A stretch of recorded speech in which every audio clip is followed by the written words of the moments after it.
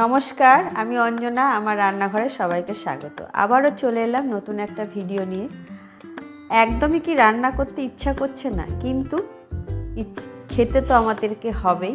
তাই একদম সহজ পদ্ধতিতে খুব শর্টে কিভাবে আপনারা বাড়িতে অতি সহজেই করে খাবেন আজকে বানিয়ে দেখাবো ধনিয়া রাইস।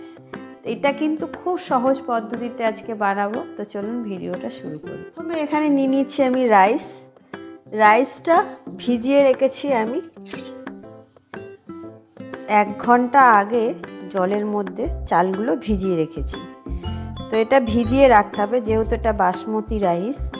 তো জলটা 1 ঘন্টা রাখার পর এবার আমি জলটা ছাঁকনিতে দিয়ে ছেঁকে নিলাম। এখানে নিয়েছি আমি দুটো এরকম পেঁয়াজ গাছ, শাক যেরকম আমরা এটাকে বলি পেঁয়াজ শাক।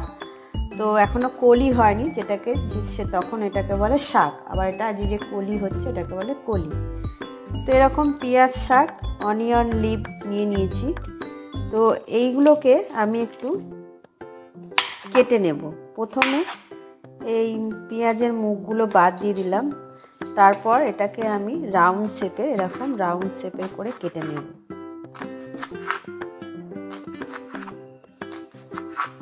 ধুয়ে নিতে হবে অতি অবশ্যই, আমি ধুয়ে নিয়েছি। ব্যাস, এরা ছোট ছোট করে কেটে নিতে হবে। একটা কড়াই বসিয়ে দিলাম, দিয়ে এর মধ্যে আমি দিয়ে দেব সামান্য তেল। এটাতে কিন্তু তেল খুবই অল্প পরিমাণে লাগবে, একদম 1 চামচের মতো আমি তেল দিলাম। তেল কিন্তু বেশি লাগবে না। আর কড়াইয়ে তেল দিয়ে দিলাম আমি একটু সাদা জিরে।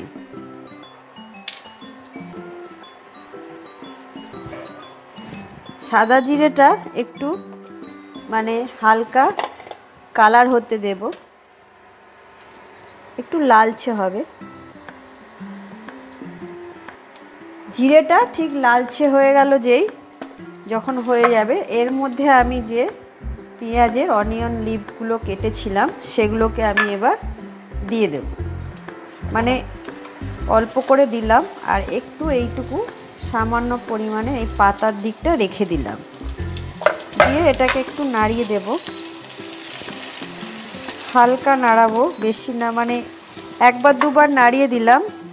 দিয়ে এর মধ্যে আমি দিয়ে দিচ্ছি 1/2 চামচেরও কম, 4 থেকে 5 কোয়া রসুনকে আমি পেস্ট করে নিয়েছি। এই রসুনের পেস্টটা দেব, আর একটু আদার পেস্ট দেব। এখান থেকে একটু আদার পেস্ট, ঠিক এইটুকু দিলেই হবে। দিয়ে আদা আর রসুনের পেস্টটা এর মধ্যে দিয়ে নাড়িয়ে নিচ্ছি।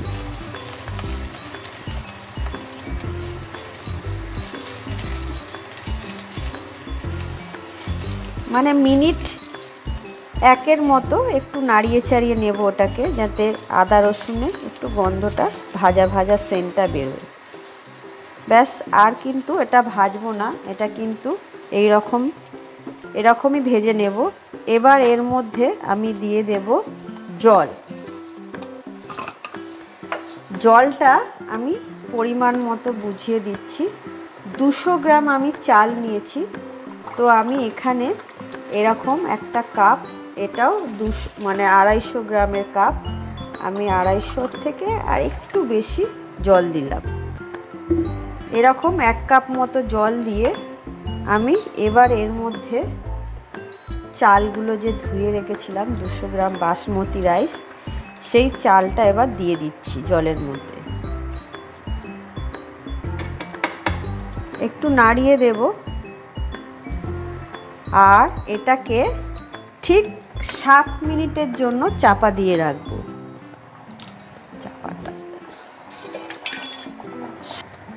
এখানে নিয়েছি ধনেপাতা, যেহেতু বলেছি ধনিয়া রাইস দেখাবো। 1 বাটি ধনেপাতাকে আমি পরিষ্কার করে জল দিয়ে ধুয়ে নিয়েছি। এটাকে আমি মিক্সার গ্রাইন্ডারে দিয়ে পেস্ট করে নেব।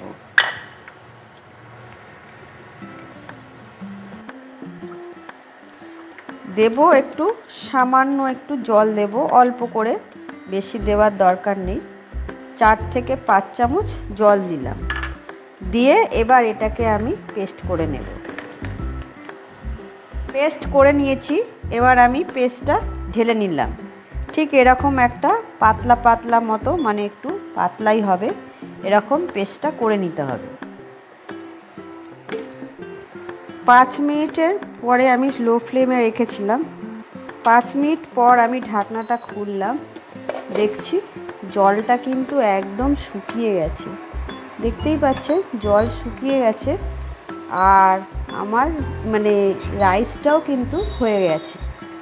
তো এটাকে আর আমি চাপা দিচ্ছি না, এটাকে আমি একটু নাড়িয়ে দিয়ে, যেহেতু এটা হয়ে গেছে, মাঝে মধ্যে আপনারা খুলে দেখে নেবেন যে যদি রাইসটা তাড়াতাড়ি হয়ে যায় তাহলে কিন্তু 5 মিনিটের মধ্যে এটা হয়ে যায়। তো এরকম হয়ে গেছে। এবার আমি এর মধ্যে দিয়ে দিচ্ছি এই যে ধনে পাতাটা বেটে রেখেছিলাম, এই ধনে পাতাটা এর মধ্যে দিয়ে দেব।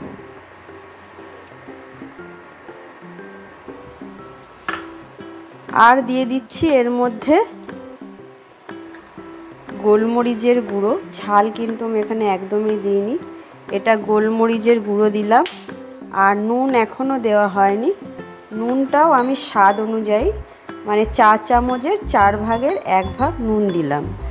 নুনটা আপনারা বুঝে দেবেন কতটা নুন লাগতে পারে। তো আমি 4 চামচের 4 ভাগের 1 ভাগ নুন নিয়েছি।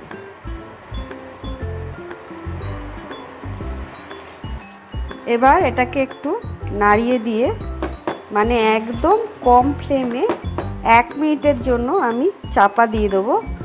তার আগে আমি এর মধ্যে যে পেঁয়াজ পাতাগুলো আরেকটু কেটে রেখেছিলাম সেটা এবার এর মধ্যে দিয়ে দিচ্ছি।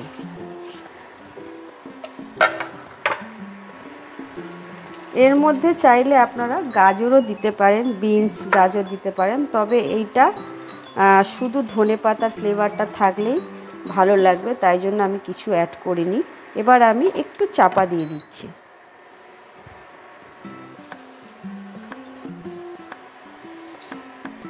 এবার আমি ঢাকনাটা খুলে নিচ্ছি। 1 মিনিটের মতো আমি চাপা দিয়েছিলাম, তো এটাকে এবার আমি নাড়িয়ে দিচ্ছি।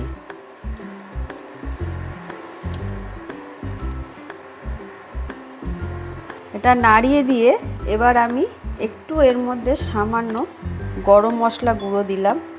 অল্প করে দিতে হবে, যাতে বেশি না হয়ে যায়, তাহলে কিন্তু সেন্টটা খারাপ হয়ে যাবে।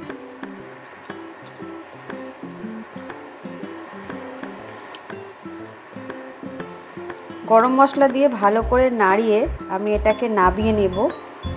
নাবিয়ে নিয়ে এর মধ্যে আরও কিছু জিনিস এবার অ্যাড করব।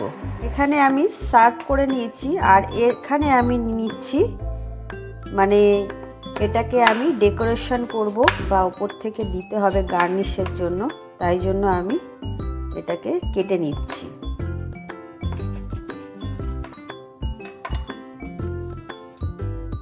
এবার আমি এটাকে একটু পরিবেশন করে নিচ্ছি।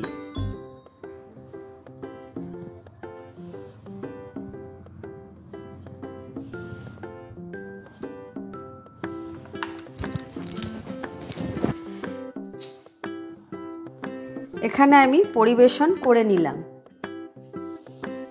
আমি তাহলে করে দেখিয়ে দিলাম ধনিয়া রাইস।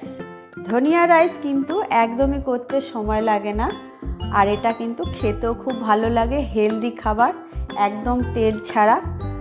আর এটা যদি আপনারা রায়তার সাথে বা আপনারা আরও অনেক কিছুর সাথেই খেতে পারেন, তো এটা শুধু খেতেও ভালো লাগে। বাড়িতে ট্রাই করবেন। আর আমার ভিডিওটা যদি ভালো লেগে থাকে লাইক কমেন্ট শেয়ার করে দেবেন। টাটা।